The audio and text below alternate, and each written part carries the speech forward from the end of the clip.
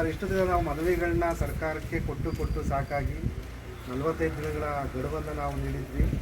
ಯಾವ್ಯಾವ ಉದ್ದೇಶಗಳಿಗೆ ಅಂತಂದರೆ, ಕಾಯಂ ನೌಕರರು ನಾವೇನು ಪುರಸಭೆಯಲ್ಲಿ ಮತ್ತು ನಗರಸಭೆ ಮಹಾನಗರ ಪಾಲಿಕೆಗಳಲ್ಲಿ ಏನು ಕೆಲಸ ಮಾಡ್ತಿರುವಂಥ ಕಾಯಂ ನೌಕರರುಗಳಿಗೆ ಕಾಯಂ ನೌಕರರನ್ನ ಸರ್ಕಾರಿ ನೌಕರರು ಅಂತೇಳಿ ಪರಿಗಣಿಸಿ ಅವ್ರಿಗೆ KGID ಸೌಲಭ್ಯ, ಜ್ಯೋತಿ ಸಂಜೀವಿನಿ ಸೌಲಭ್ಯಗಳನ್ನ ನೀಡಬೇಕು ಅಂತೇಳಿ ಆಗ್ರಹಿಸಿ ಮಾಡ್ತಾಯಿದ್ದೀವಿ. ಅದೇ ರೀತಿ 30-40 ಕ್ಷೇಮಾಭಿವೃದ್ಧಿ ದಿನಗೂಲಿ ನೌಕರರು, ನೀರು ಸರಬರಾಜು ಸಹಾಯಕರು, ಹಾಗೆ UGD ಕ್ಲೀನರ್ಸು, ಇವ್ರನ್ನೆಲ್ಲ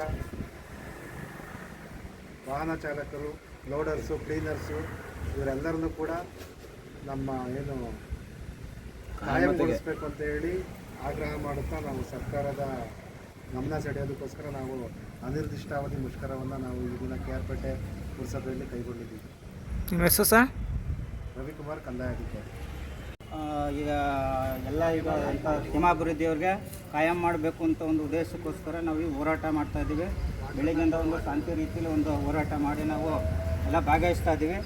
ಅದಕ್ಕೋಸ್ಕರ ನಾವು ಮಾತಾಡ್ರಿ ಒಂದು ಕಾರ್ಯಕ್ರಮ ಇವತ್ತು ಎಲ್ಲ ಮುಖಂಡಿ ಒಂದು ಶಾಂತಿ ರೀತಿಯಲ್ಲಿ ನಾವು ಒಂದು ಸ್ಟ್ರೈಕ್ ಮಾಡ್ತಾಯಿದ್ದೀವಿ. ಇದು ಪುರಸಭೆ, ಮಂಡ್ಯ ಜಿಲ್ಲೆ ತಾಲೂಕು ಪುರಸಭೆ ಪಟ್ಟಣ ಪಂಚಾಯತಿ ಹತ್ರ ಮಾಡ್ತಾಯಿದ್ದೀವಿ. ಒಂದು ಎಲ್ಲ ನಾವು ನೌಕರು ಸೇರ್ಕೊಂಡು ಮತ್ತು ನಮ್ಮ ಆಫೀಸ್ ಸ್ಟಾಫು ಮತ್ತು ಎಲ್ಲ ಸೇರಿ ಮಾಡ್ತಾಯಿದ್ದೀವಿ. ಇದಕ್ಕೆ ಎಲ್ಲ ಧನ್ಯವಾದ ಕೋರಬೇಕು ಅಂತ ನಾನು ಈ ಸಮಯಕ್ಕೆ ಹೇಳ್ತಾ ಇದ್ದೀನಿ.